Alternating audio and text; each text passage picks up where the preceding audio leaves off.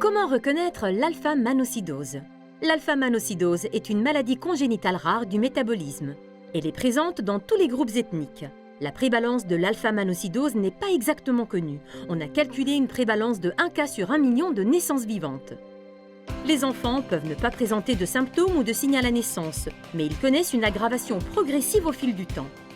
Les enfants atteints de la forme la plus grave de la maladie peuvent être immédiatement reconnus, avec des anomalies du squelette et une progression évidente. Parlons maintenant de la manière de reconnaître l'alpha-manocidose. Il est important de tenir compte du fait que l'alpha-manocidose est une maladie hétérogène. Cette caractéristique clinique pouvant être due à des facteurs environnementaux et à d'autres facteurs génétiques. Enfance, environ 0,14 ans. Perte de l'audition.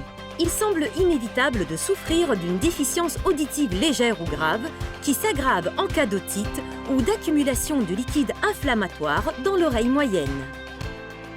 Caractéristiques physiques. La tête peut être grande avec un front proéminent, des sourcils arqués, une cloison nasale aplatie, une augmentation du volume de la langue appelée macroglossie, des dents largement espacées et un prognatisme caractérisé par la proéminence de la mâchoire.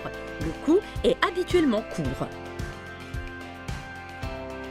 Retard mental. Il est presque toujours présent avec divers degrés de gravité. En général, il se manifeste par un retard de développement du langage ou des troubles des fonctions mentales ou motrices. Les difficultés d'apprentissage et le déficit auditif peuvent déterminer les difficultés d'élocution.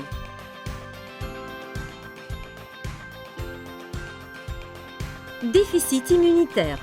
En cas d'alpha-manocidose, surtout au cours de la première décennie de vie, les infections récurrentes sont fréquentes, en raison de la moindre capacité à produire des anticorps et d'autres altérations du système immunitaire. Deuxième et troisième décennie de vie. Troubles moteurs. Le développement des fonctions motrices est généralement lent et les enfants semblent maladroits. Ces troubles sont le résultat de plusieurs facteurs, parmi lesquels la faiblesse musculaire, les problèmes articulaires et les altérations du système nerveux central. Les troubles moteurs ont tendance à s'aggraver avec une variabilité notable entre 20 et 30 ans. Problèmes musculaires. Il semble que de nombreux patients développent des douleurs et des faiblesses musculaires.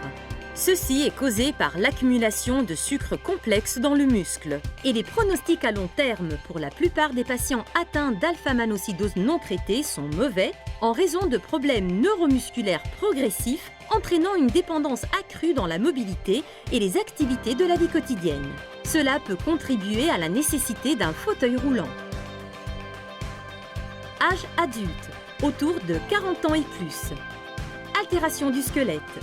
Les altérations du squelette les plus fréquentes sont la scoliose et la déformation du sternum, qui peuvent être déjà présentes à la naissance. Le génuvalgum est fréquent. Avec le temps, entre 20 et 40 ans, différentes articulations peuvent être touchées, parmi lesquelles la hanche et le genou. Bien que la maladie ait été initialement classée en 3 grands phénotypes cliniques, léger, modéré et grave, la variabilité clinique est importante et représente un continuum de gravité.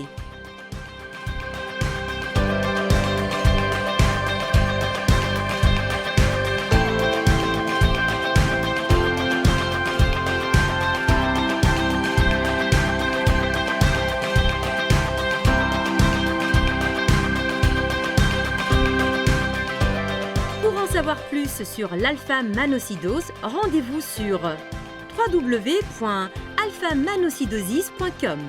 Veuillez consulter votre médecin pour en savoir plus et être conseillé.